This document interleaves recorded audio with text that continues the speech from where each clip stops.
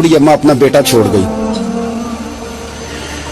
तो हजरत साहब ने को 2 4 5 महीने रखा, तो बाद में उसकी अम्मा को बुला के कहा कि तू बेवा है बेटा, तेरा यतीम है, मैं नहीं चाहता कि इसका वक्त ज़ाया हो, कि पढ़ने पढ़ने वाला कोई नहीं, सारे नहीं भाई पढ़ने वाले होते।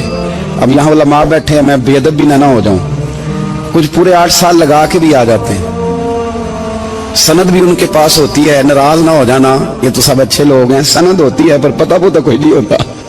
ये आला हज़रत ने लिखी है बात, सनद होती है, पूरी डिग्री होती है, उस पर कई लोगों के साइन भी होते हैं। तो बहुत सारे तालिब इल्म ऐसे होते हैं जो मदारस में कहते हैं मैं फाजल फलाह हूँ, लेकिन कोई शय पास।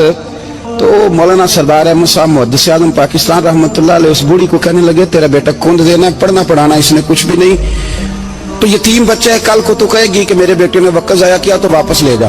बूढ़ी अम्मा रोने लग गई, कहने लगी मैं पढ़ाने तो नहीं लाई थी, मैं तो आपको रब का वली समझती हूँ, मैं तो नौकरी कराने लाई थी, नौकरी। हजरत अनस बिन मालिक कहते हैं मेरी अम्मा भी हुजूर की बारगाह में दे गई थी, हुजूर की बारगाह में। ये नहीं कहा था कि या रसूलल्लाह पढ़ा दें, हाँ हाँ मैं जिम्मेदारी से बात कर रहा हूँ, ये नहीं कहा था हुजूर मुजाहिद बना दें, ये थोड़ी कहा था कि या रसूलल्लाह सल्लल्लाहु ताला अलैहि वसल्लम से मुफस्सिर मुहद्दिस मुहक्किक मुफ्ती बना दें। हजरत अनस की अम्मा कह गई थी सोनिया जब तक ये रहेगा ना आपकी नौकरी करेगा, ये घर के काम काज करेगा, ड्यूटी करेगा, हुजूर ये आपकी नौकरी करेगा। तो मेरे महबूब ने फिर दुआ कर दी, अल्लाह इसे बरकत अता फरमा। तुम समझता है खिदमत वाला खाली रह जाता है? जितना जायका खिदमत वाले को मिलता है, जो उसके नसीब में आता है, वो किसी का नसीब कहां भाई। हजरत अनस कहते हैं हुजूर ने दुआ कर दी बरकत की, मुझे तो खेती बाड़ी आती भी नहीं थी, पर लोगों के बाग में साल में 1 दफा फल लगता था, मेरे बाग में 2 दफा लगता था। हुजूर ने दुआ कर दी अल्लाह इसे औलाद दे। फरमाते हैं मेरे बेटे, मेरे पोते, मेरे नवासे, मेरी बेटियां, फरमाते हैं मैं जिंदा हूं और मेरी 100 औलादे मौजूद हैं। परेशान हो गया 100 सुन के बच्चे 2 ही अच्छे, 100 औलादे मेरी मौजूद हैं। हजरत अनस मौलाना सरदार अहमद साहब के पास ना छोड़ गई बच्चा, कहने लगी हजरत जी मैं को पढ़ाने के लिए थोड़ा छोड़ गई हूँ, मैं तो इसलिए छोड़ के गई हूँ कि आप मेहरबानी करें खिदमत कराएं। तो हजरत जी कहने लगे कोई ऐसा काम ही नहीं, खिदमत वाला क्या कराऊं। कहने लगी पट्ठे पवा लिया करो जी, लड़ पेंदे कहने ने बच्चे काम कर दें मदरसे का। हालांकि अब कहाँ बच्चे काम करते हैं, अब तो गुजर गया दौर, अब तो बच्चे काम कराते हैं। अब बच्चे भी नाराज हो रहे हैं, घूर घूर के देख रहे हैं, सही कह रहा हूं आपको, बच्चे काम कराते हैं, बच्चे कहाँ काम करते। कहने लगी ये चारा डाले करेगा आपकी भैंसों को। तो हजरत ने उसको कहा कि बीबी चारा मेरी भैंसों को डालने के लिए मैंने बंदा रखा हुआ है, तो जा ले जा। कहने लगी हाथ बांध के हुजूर मेहरबानी करें रख ले, चारा डालेगा। और पुत्र तवज्जो से चारा डालना हजरत की भैंसों को। रोने लगी, हजरत ने रख लिया, महीने का खर्चा भी देते। शाम को ना वो सारा दिन काम करता, शाम को आके पैरों में भी बैठ जाता, हजरत जी लाएं तेल थोड़ा सा, पैर ना दबा दूं। 8 साल साथ वाले पढ़ते रहे, ये बेचारा नौकरी करता रहा, मेरा रूप भी नहीं ते मेरा रंग भी नहीं, और मैनू यार मनान दा टंग भी नहीं। कभी कभी ना हजरत बिलाल हबशी फारग होते ना तो नबी पाक की बारगाह में अर्ज करते हुजूर कोई काम तो नहीं, सारे हो गए, हुजूर जाऊं जरा, चले जाते। एक दिन सलमान फारसी कहने लगे या रसूलल्लाह ये बिलाल कहाँ जाता है। फरमाया जा देख के तो आ। हजरत सलमान वापस आए तो आके रोने लगे, कहने लगे सोनिया जब यहाँ से जाता है ना तो जाके सैयदा फातिमा की चक्की पीसनी शुरू कर देते, बीबी साहबा के काम करने लगता है, घर में जाके स्नैन की ड्यूटी करता है, वहां भी काम यहाँ भी काम। वो चारा डालता रहा, उसने चारा डाला। हजरत मुहद्दिस आज़म की भैंसों को दस्तार फजीलत का वक्त आ गया, सारे पगड़ियां सजा के आ गए, आज दस्तार होगी।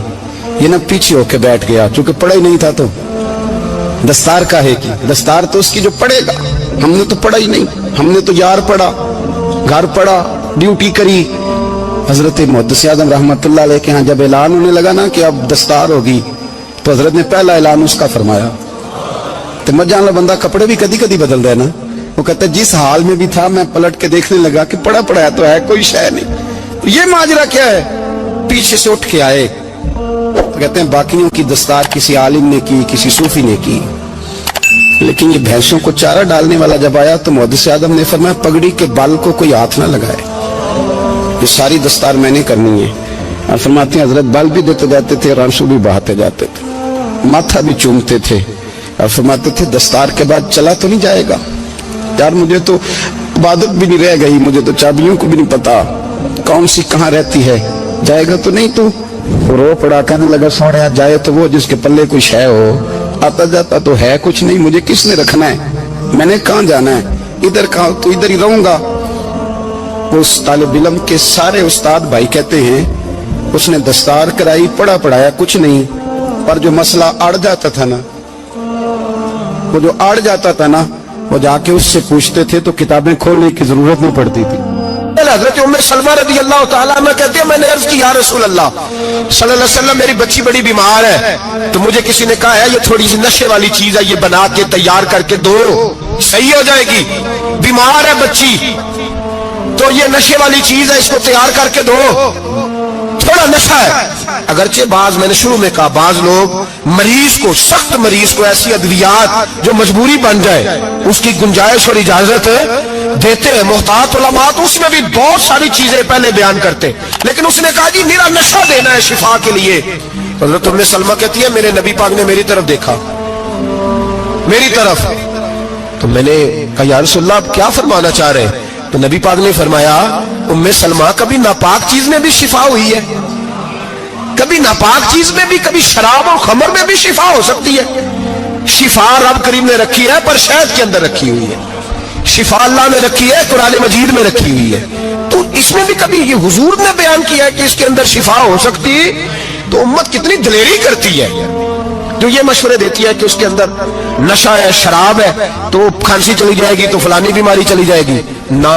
ना आओ इन चीजों पे, ना अपने ईमान को खराबी दो, और ना ऐसी बातें करो जिससे कि दरक रसूलुल्लाह सल्लल्लाहु अलैहि वसल्लम के वाज़ेह इरशादात की मुखालफत हो। मेरे नबी पाक सल्लल्लाहु अलैहि वसल्लम ने फरमाया, और फिर कुछ लोग कहते हैं थोड़ी पी है जी।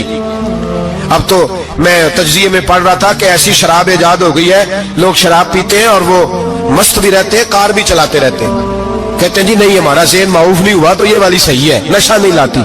मेरे नबी पाक सल्लल्लाहु अलैहि वसल्लम ने फरमाया जिस चीज की थोड़ी मिकदार, ज्यादा मिकदार हराम है उस चीज की थोड़ी मिकदार भी हराम है, जिसकी ज्यादा मिकदार हराम है उसकी थोड़ी भी। तो खमर और शराब अगर फुल पीना जायज नहीं तो थोड़ी पीना भी जायज, ये हराम है और हराम थी और कयामत तक हराम ही रहेगी। मेरे नबी पाक सल्लल्लाहु अलैहि वसल्लम ने मना किया और हुजूर ने इज़हार नापसंदीदगी फरमाया, 40 दिन तो इबादत ही कबूल नहीं होती शराब पीने वालों जब तक सच्ची तौबा ना करे। ये लफ्ज जब अदा करता हूं तो शर्म से मेरी जुबान लड़खड़ाती है कि यार दरबारों पे भी नशा बिकता है। मैं ये बात कर रहा हूं सूफिया का तर्जुमान, दरबारों पे, मजारों पे, और सज्जादा नशीनों तुम्हें जमीन निगल जाए, आसमान तुम्हें ले उड़े, तुम पर कहर नाजिल हो, तुमने बाप दफन करके तो वहां नशे का अड्डा बना लिया, माओ से बेटे छीनने लगे हो, औरतों के सरों से कपड़े छीनने लगे हो, सुहाग मारने लगे हो, बेटियां और बेटे यतीम करने लगे हो, नशा बेचते हो दरबारों और मजारों पे। ये तमाशा लग गया। आप कैसे करूं ये बात, पर करनी पड़ रही है, मजबूरी है, ये मजमून मुकम्मल नहीं हो सकता। बंद कर दे वो दरबार, हमें नहीं चाहिए जिन दरबारों पे नशा बिकता है। मैं जिम्मेदारी से कह रहा हूं, बात रिकॉर्ड हो रही है। जूते की नोक पे वो सज्जादा नशीन जो उम्मत को ड्रग्स देता है, वो सज्जादा नशीन का डेरा नहीं, वो गंद का अड्डा है। वहां से फैज नहीं मिल रहा, उम्मत की तबाही हो रही है। बता दो, फैला दो, इसको एतराज करना है करो। मेरे रसूल पाक सैयद आलम सल्लल्लाहु ताला अलैहि वसल्लम का दीन जरूरी है, किसी पीर की सज्जादगी जरूरी, बोलिए सज्जादगी जरूरी। बड़ी जिम्मेदारी से कह रहा हूं और नुमाइंदगी कर रहा हूं अपनी जमात की। ना हमारे बुजुर्गों ने कल इसकी हिमायत की थी, ना आज करते हैं, ना कयामत तक करेंगे। बंद कर दे वो दरबार और मजार। बुजुर्ग दुनिया में ये काम करने आए थे और हमारी सोच इतनी गिर गई है, इतने हम कमजोर हो गए। कहते हैं जब उसको चढ़ जाती है तो फिर बड़ी मार्फत की बातें सुनाता है। तुझे शर्म नहीं आई है लफ्ज कहते हुए? अब नशई तुझे मार्फत सिखाएगा? अब तू शराबी से, भंगी चरसी से दीन सीखेगा? कहते हैं उसने पी हुई थी, चढ़ी हुई थी, मैं बात कर दी तो मेरा काम बन गया। इतनी गंदी और मैली सोच साहिब ईमान की होती है, तो अब नशइयों से जाकर दुआएं कराएगा। सुन, मेरे नबी पाक सल्लल्लाहु अलैहि वसल्लम ने फरमाया जो शराब पी ले, नशा कर ले, اس کی تو 40 دن تک عبادت رب قبول نہیں فرماتا. تو کہتا چڑی ہوئی تھی تو اس نے دعا کر دی, تجھے شرم ہی نہیں آئی بات کرتے, حیا ہی نہیں کیا تو نے جملہ بولتے. یہ کوئی تصوف اور طریقت ہے؟ جاؤ اٹھا کے لے جاؤ. ایسی کوئی تصوف اور طریقت ہمیں نہیں چاہیے. ہمیں وہ والی طریقت چاہیے جس میں خدا کے قرآن کی بات ہوتی ہے اور محمد مصطفیٰ کے فرمان کی بات ہوتی ہے صلی اللہ علیہ وسلم. تو بھائی یاد رکھو یہ کوئی طریقہ نہیں. ایک مزار ہے, مجھے ایک صاحب کہنے لگے آ جائیں یہاں بھی فاتحہ پڑھیں. میں نے کہا یہاں کیا ہے؟ کہنے لگے تھے تو بابا جی نشہ وشا کرتے, پر سنا ہے لوگوں کی منتیں بڑی پوری ہوتی ہیں. مجھے جذبات بڑے کم آتے ہیں. میں نے اس آدمی کو گریبان سے پکڑ لی, میں کہ ادھر ہٹ, وہ تو نشہ کرتا تھا اور تو جاتا تھا, تیری یہ کیسے طاقت ہوئی؟ تو نے مجھے مشورہ دے دیا, تو ہمیں کمزور سمجھتا ہے؟ ہم کمزور ایمان کے لوگ ہیں. اور میں یہاں تجھے کہوں گا نہیں نہیں میں یہاں نہیں جاتا, میں وہاں جاتا ہوں. بالکل کوئی لگی لپٹی بات نہیں, کھری بات. تصوف وہ, دربار وہ جہاں قرآن پڑھا جائے اور رسول اللہ کی حدیث سکھائی جائے, باقی کوئی مطلب نہیں کسی قسم کا. میں داتا صاحب کبھی جاؤں نا جلسہ کرنے کسی کام سے, کسی تقریب میں, تو میں داتا صاحب کے مزار پہ نہیں جاتا. میں کہتا ہوں یار یہ جرانہ نہیں کہ بندہ کسی کام آیا تھا تو فاتحہ پڑھ لی, واپس چلو. گکھڑ سے اسپیشل آئیں گے داتا صاحب کے مزار پہ حاضری دیں, اور میرے سنگی گواہ ہیں کہ میں اسپیشل ٹائم نکال کے بہت سارے کام چھوڑ کے اسپیشل جاتا ہوں, اور میں مراد ماننے نہیں جاتا, میں داتا صاحب کا شکریہ ادا کر دے جاتا ہوں. میں ان سے کہتا ہوں حضور آپ کی مہربانی, آپ یہاں آئے تو ہمارے بڑے بھی رسول اللہ کے غلام بن گئے. میں تو سلام عقیدت پیش کرنے جاتا ہوں. ہم مزارات پر جانے کے قائل نہیں, بلکہ ہماری تو عقیدت کا درجہ ہی مکمل نہیں ہوتا جب تک ہم مزار پہ سلام نہ کریں. پر مزار داتا صاحب کا, مزار خواجہ معین الدین اجمیری کا, مزار غوث اعظم جیلانی کا, مزار محدث اعظم مولانا سردار احمد کا, مزار اولیاء کا, مزار میاں شیر محمد شرف پوری کا, مزار رب کریم کے بندوں کا. بھنگیوں چرسیوں کے مزار نہیں ہوتے, اور نام ان مزارات کے قائل ہیں, بالکل قائل نہیں ہم. میں تھوڑے دن پہلے لاہور گیا تھا تو میں کار میں میاں صاحب میاں شیر محمد شرف پوری کا ذکر کر رہا تھا. میں اپنے دوستوں سے کہہ رہا تھا یار بہت بڑا بابا ہوا ہے. تو مجھے کہنے لگی کرامت کیا ہے؟ میں نے کرامت یہ ہے کہ ساری زندگی سنت کا درس دیا ہے. تو مجھے کہنے لگے آپ کبھی گئے نہیں؟ میں نے کہا میں اسپیشل گیا تھا, اور تھوڑے دنوں کے بعد پروگرام بناؤں گا تو میں ساتھ لے کے جاؤں گا. ہم مزارات کے قائل ہیں, حاضریاں دیں گے مزاروں پہ, لیکن بھنگیوں چرسیوں کے مزاروں پر جانے کے قائل ہیں. زور سے بولے, یہاں جانے کے قائل ہیں. کوئی عقیدہ نہیں ہمارا. نشہ بکے گا اب مزاروں پہ, اب یہ تصوف ہوگا وہاں, یہ طریقت ہوگی. اور ملت پر رحم کھاؤ.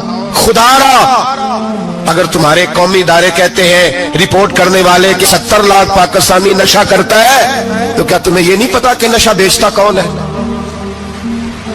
کیا تمہیں یہ نہیں پتا کہ ڈرگز کا کاروبار کون کرتا ہے؟ اگر تمہیں یہ پتا ہے تو کیا یہ خبر نہیں تمہیں کہ ان رگوں پر یہ خون اتارتا کون ہے؟ میں اپنے بزرگوں سے معذرت کے ساتھ, نشے کا آغاز, ناراض تو نہیں ہو جائیں گے بزرگ, نوجوانوں کو میں لتاڑ لیتا ہوں لیکن بزرگوں کی عزت کرنا سنت ہے. تو میں بزرگوں سے معذرت کے ساتھ, یہ یوں سمجھ لیے خوگرے حمد سے تھوڑا سا گلا بھی سن لے. نشہ سگریٹ سے شروع ہوتا ہے, سگریٹ سے. میں تمباکو کو حرام نہیں کہتا, یہ فتویٰ نہیں دے رہا. تمباکو کا حکم وہی ہے جو مولی کا ہے, جو کچے پیاز اور لہسن کا ہے, کہ آپ جب کھا لیتے ہیں تو منہ سے بدبو آتی ہے, تو آپ مسجد میں آئے تو آنے سے پہلے مسواک کریں, منہ صاف کریں, پھر آپ آ جائیں. تو جائز ہے, مکروہ ہے لیکن حرام ہے. لیکن تمباکو سے آگے جب حالات بڑھتے ہیں, تجزیہ نگاروں نے لکھا ہے کہ ہمارے پنجاب کے کچھ علاقوں میں اب سگریٹ سے نکال کے نا, پہلے بھی بھرتے تھے لوگ اس میں بڑا کچھ, اب پتہ ہے کہ نیا نشہ ایجاد کیا ہے. اب اس کے اندر چرس بھی بھرتے ہیں, اور چھپکلی کو مار کے سکھا کے خشک کر کے اس کو پیس کے وہ ساتھ نشے کے ملاتے ہیں, اور اس کا حال یہ ہوتا ہے کہ آدمی کو زیادہ نشہ ہوتا ہے, اور کہتے ہیں وہ اتنا گند ہے کہ وہ آدمی کسی کو دانت بھی لگائے گا تو وہ بندہ بھی بیمار ہو جائے گا. کیا یہاں لوگ اسپرٹ نہیں پیتے آپ کے ملک میں؟ اور ہم کبھی سڑک پہ جاتے ہیں تو نشئی کو دیکھ کے مذاق کرتے ہیں, دیکھنا میں ہارن لگاؤں گا تو گاڑی کے ہارن سے گر جائے گا. لیکن تجھے پتہ نہیں کہ یہ کسی ماں کا بیٹا ہے, پتہ نہیں کسی بیوی کا شوہر ہے. ایک ہمارے دوست ہیں, بزرگ ہیں, ان کا داماد فوت ہو گیا، نشہ کرتا تھا، تو میں تعزیت کرنے ان کے گھر پہنچا تو کھڑے ہو گئے ہاتھ باندھ کے، کہنے لگے حضرت صاحب باقی ساری گلاں چھڑ دیو، صرف نشے تے تقریر کریا کرو۔ وہ جب جیتا تھا تو تب بھی اس کے بچے یتیم ہی تھے، یتیم ہی تھے۔ میری بیٹی جب میرے گھر آتی تھی اور میں اپنے پوتوں کے اترے کپڑے اسے پہننے کو دیتا تھا تو میرا کلیجہ پھٹتا تھا، اور میری بیٹی اس کی زندگی میں بھی بیوہ کی زندگی گزار رہی تھی، وہ میری بہوؤں کے اترے ہوئے کپڑے پہنتی تھی، کوئی دعا کرو، کوئی جلسے کرو، یہ لت ختم ہو جائے۔ اور کہنے لگا اب میرے وہ چلا تو گیا ہے، دادا دادی اس کے پہلے کوئی نہیں، چچا ہے کوئی نہیں، جب تک تو میں زندہ ہوں ان نواسوں کو کوئی روٹی کا لقمہ کوئی کپڑا مل جائے گا، لیکن سوچتا ہوں میں بوڑھا ہوں، مر گیا تو ان کو کوئی پوچھے گا بھی نہیں، کون ان کی خبر۔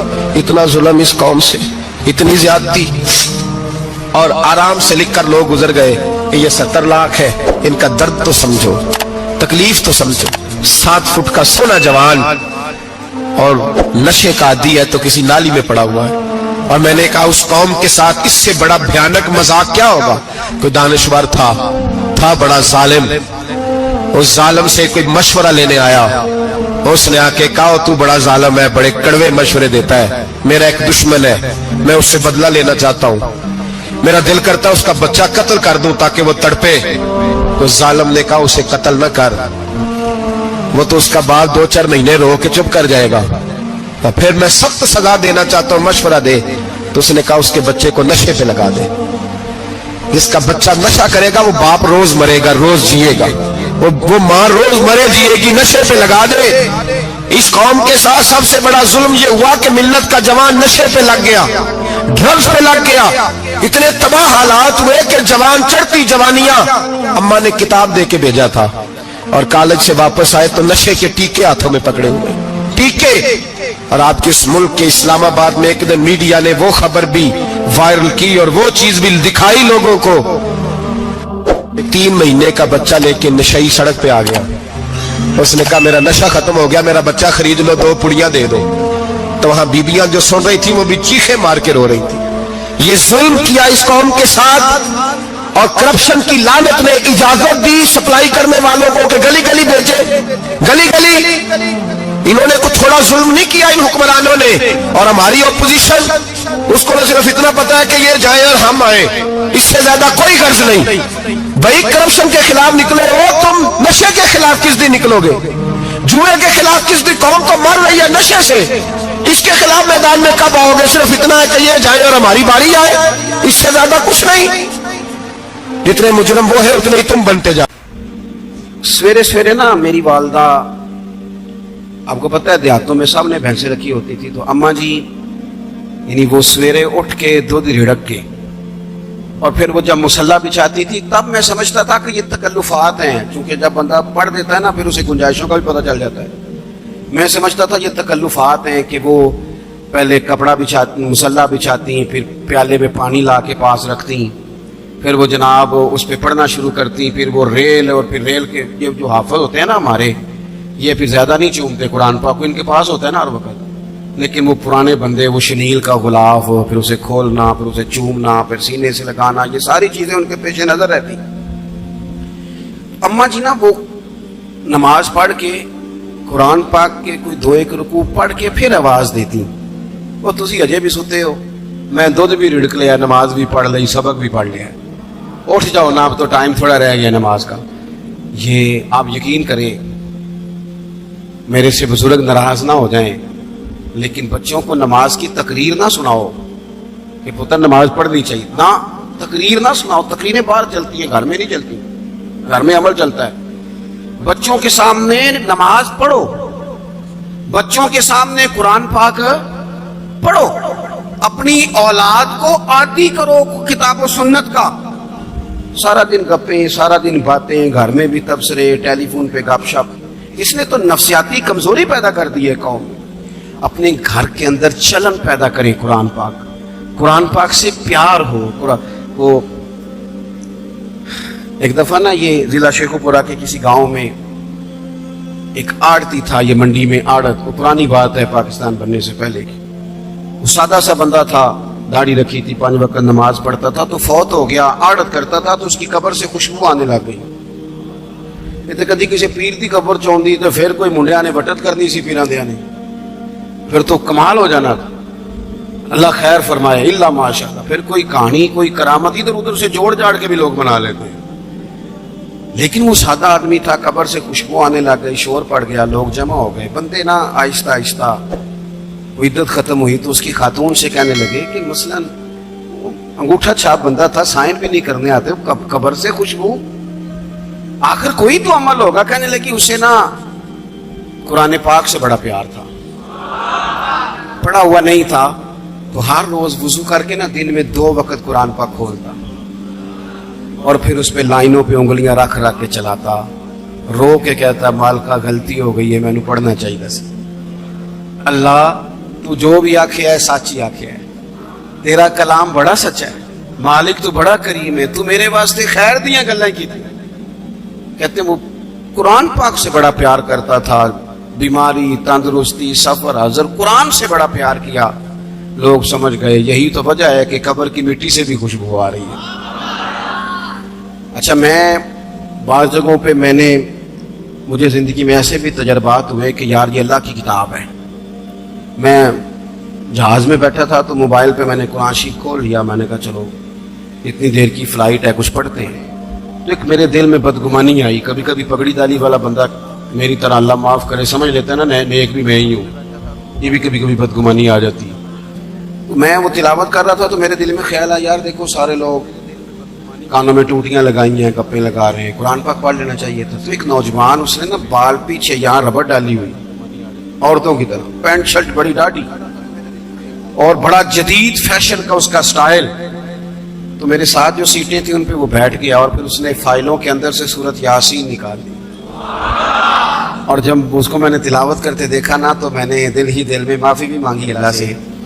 और मेरे दिल में ये भी ख्याल आया कि ये अल्लाह का कुरान है, मौलवी, वो कारी साहब, हाफिज साहब, वो फलां साहब, अपने जैसे लोगों से, नेक लोगों की बात नहीं कर रहा। वो तू ना पढ़े तो तू क्या समझता है, कोई पढ़ता ही नहीं।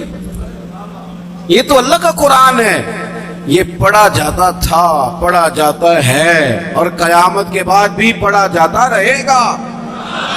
पता नहीं अल्लाह ने, यानी अगर मैं और आप नहीं पढ़ेंगे तो ये मोहताज नहीं, किस किस से रब पढ़वा रहा है, कौन कौन पढ़ रहा है, किस किस तरह लोग पढ़ रहे हैं। तो कुरान पाक से मोहब्बत करें। आज जोर के बाद पढ़ लेंगे को 2-2 4-4 आयतें।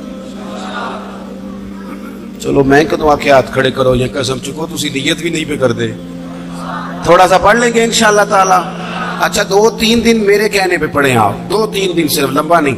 मेरा ये तजर्बा है, जो बंदा सुबह सिर्फ 2 दिन अलार्म से उठे ना नमाज के लिए फजर में, तीसरे दिन खुद ब खुद आंख खुल जाती है।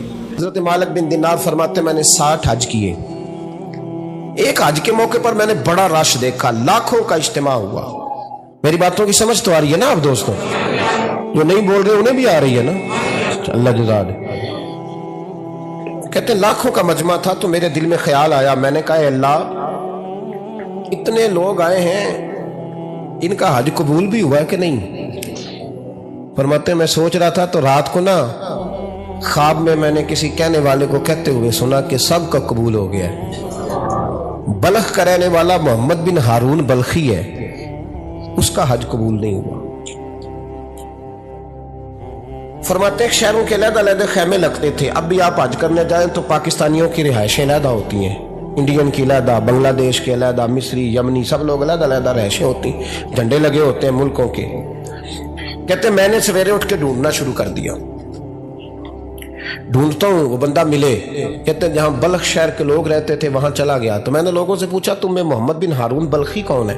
लोग कहने लगे वो तो बड़ा नेक आदमी है, परहेजगार है, बड़े भोले भाले, बड़े अल्लाह वाले, रियाज आपको बस हम ही जानते हैं, वो तो बड़ा नेक है, परहेजगार आदमी।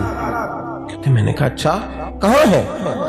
उन्होंने कहा पहाड़ के पीछे उसने खैमा लगाया हुआ है, सारी रात इबादत करता है, सारा दिन रोजा रखता है, कायमुल लैल है, साइमुद दहर है। क्या बात? फरमाते मैं उन लोगों की बात सुन के हैरान हो गया कि मुझे क्या बताया गया, ये क्या कह रहे हैं? फरमाते मैं पहाड़ के पीछे गया। हज़रत मालिक बिन दिनार अलैहि रहमा फरमाते हैं जब मैं वहां पहुंचा तो मैंने उस शख्स को मुसल्ले पे बैठे देखा। कसरत इबादत के आसार उसके वजूद पर नजर आ रहे थे। सीधा बाजू उसका कटा हुआ था। फरमाते 2 रकते मुकम्मल करके ना मैंने उससे अस्सलाम वालेकुम कहा तो मुझे कहने लगा वालेकुम अस्सलाम, आप मालिक बिन दिनार हैं? मैंने कहा बड़ी इसकी फिरासत है। फरमाते फिर उसने ठंडी सांस ली, कहने लगा आपको ख्वाब आई होगी कि मेरा हज कबूल नहीं हुआ। फरमाते हैं मुझ पर और बिजली गिरी कि क्या कह रहा है। मते मैंने कहा यार लोग भी तेरी तारीफ कर रहे हैं और तेरी बसीरत भी बड़ी है, तो ये माजरा क्या है? कहने लगा आप ना पूछें। ये कह के उसने रोना शुरू किया, देर तक रोता रहा। मैंने कहा नहीं यार तू बता। कहने लगा नहीं आप ना पूछें, आप नाराज होंगे। मैंने कहा मैं नहीं होता, तू बोल ना। कहने लगा हुजूर 24 साल हो गए मुझे हज करते हुए, 24वां हज है मेरा, और हर साल कोई अल्लाह का वली आके बताता है कि जा चला जा तेरा कोई नहीं कबूल हुआ। बेपरवाही वेख सज्जन दी, जिथे किसे दी पेश न जावे, उन्हें ताजा माले दर दर रोले ते मंगते तख्त बिठावे। आजम किसे नु कारा मिलदा ही कोई काबे खाली आवे। कहते हैं उसने मुझे कहा हुजूर 24वां हज है, हर साल कोई बताता है। मैंने कहा तेरी गलती। कहने लगा मैं अपनी माँ का नाफरमान हूं। मैंने कहा वाकया क्या हुआ? कहने लगा हजरत अल्लाह ने मुझे दौलत दी, माल दिया, जमीनें दी, तो मैं अय्याश हो गया। अब यकीन करें अल्लाह लोगों को माल देता है तो वो समझते हैं मेरी चालाकी से आया है, मैं तेज बड़ा था इसलिए आया है, नाफरमान होते। लेकिन जो रब लेना जानता है देना जानता है वो लेना भी। वारस शाह मान करी ना वारसांदा, रब बेवारसा करके मार दई। लोग बड़े स्मार्ट बन जाते हैं, उनकी गुफ्तगू में बड़ा तकब्बुर होता है, उनके निगाहों के अंदाज में बड़े, वो कहते हैं ओहो सब लोग बेवकूफ हैं, सिर्फ मैं सियाना हूं, काम जो सही चल रहा है। ओ भाई 1 मिनट लगता है इंसान को बादशाह से फकीर होने में। एक इमाम मालिक रहमतुल्लाह अलैह बैठे थे तो हारून रशीद आपसे कहने लगा इमाम अबू मालिक से, हजरत बताएं इस वक्त अल्लाह क्या कर रहा है? आप फरमाने लगे यार तू बड़े मोटे दिमाग का है, किस तरह के सवाल पूछता है? बादशाह था ना, कहने आप बताएं। तो इमाम मालिक फरमाने लगे तू तख्त पे बैठ के सवाल पूछता रहता है और मैं नीचे बैठ के जवाब देता रहता हूँ, नीचे आ फिर बताता हूँ। उसने कहा जनाब बताएं। फरमाने लगे तू सवाली है ना, तो तू नीचे बैठ और मैं ऊपर बैठता हूँ। जनाब आ जाए। हारून रशीद नीचे आ गया, इमाम मालिक तख्त पे बैठ गए। फरमाने लगे अब बता क्या पूछ रहा था? कहने लगा हुजूर पूछा था अल्लाह इस वक्त क्या कर रहा है? फरमाने लगे रब इस वक्त तुझे समझा रहा है कि इस तख्त पे तकब्बुर न करना, 1 मिनट लगता है मैं तुझे उठा के मालिक को बिठा दिया करता हूं। ये तुझे समझा रहा है, लिहाजा इस समझ पे कायम रहना, तकब्बुर न करना, 1 ही तो मिनट लगता है, ये तुझे समझा रहा है। तो वो शख्स कहने लगा मोहम्मद बिन हारून बल्खी इमाम मालिक बिन दिनार से कि हुजूर बड़ी दौलत थी तो मैं अय्याश हो गया था। रमजान का महीना था, अम्मा तंदूर में रोटियां लगा रही थी, मैं शराब पी के घर आ गया। हमारे यहाँ ये भी फैशन है ना, अब मेहंदी वाले दिन चौधरी साहब के डेरे पे जवान शराब पीते हैं तो पूछते हाजी साहब आप तो हाजी भी हैं, तो डेरे पे मुंडे क्या करते रहे? कहते मैं डेरे ते था मैनू नहीं पता, वो कार लगे सन। हाजी साहब आपको सारा पता है और अल्लाह आपसे पूछ लेगा। यहाँ तो कोई आदमी चुप कर जाएगा आपके किलों की वजह से, लेकिन अर्श के मालिक को भी तो जवाब देना है कि नहीं? क्या तरीका है? देखे ना, कोल वाले दिन महफिल और मेहंदी वाले दिन अल्लाह से सिर्फ दुखों का रिश्ता है, रसूलुल्लाह से सिर्फ गमों का रिश्ता है। अगर तूने ढोल ढमक्का शोर शराबा किया है शादी वाले दिन तो कोल वाले दिन भी बजा, तेरा पता चले, जनाजे पे भी बजा। क्या तमाशा है? मजहब सिर्फ रस्म है, जरूरत है, कोई मर गया तो कुरान पाक खोल लो, बाकी जो मर्जी करो।